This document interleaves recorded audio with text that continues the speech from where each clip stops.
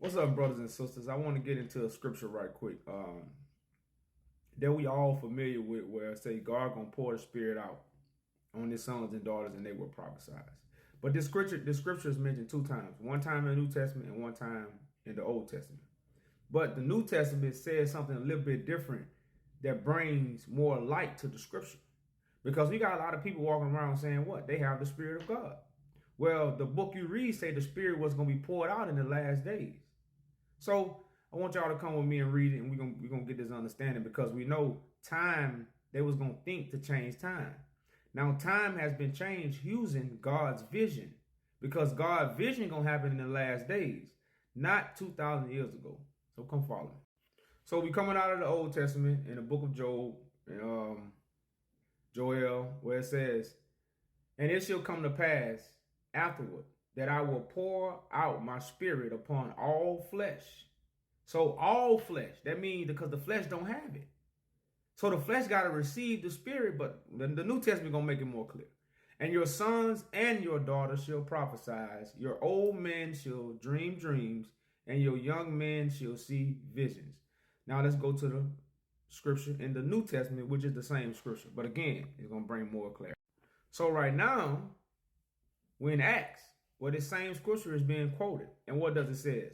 "It shall come to pass in the last days." So what we just read in Joel in the Old Testament, what was that vision referring to? 2,000 years ago or the last days? Because you can't open this book and when you see last days attach 2,000 years to it. You can't do that, because the last days is something that's unknown by anybody, even the Son, who everybody waiting on. So it said, "It shall come to pass in the last days, said God, that I will pour out my spirit upon all flesh." Now, if we walking around with the spirit already, what spirit is God going to give us? This is why you have to empty your cup, so something can be poured into it, which will be the spirit that you don't have. And it's foolishness to walk around because you read a book and you go to church or you get on your knees or you study the book and saying you have the spirit.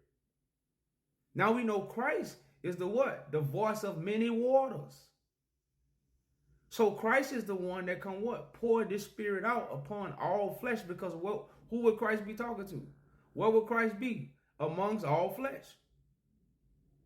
So it says, "And your sons and your daughters shall prophesy, your young men shall see visions, and your old men shall dream dreams."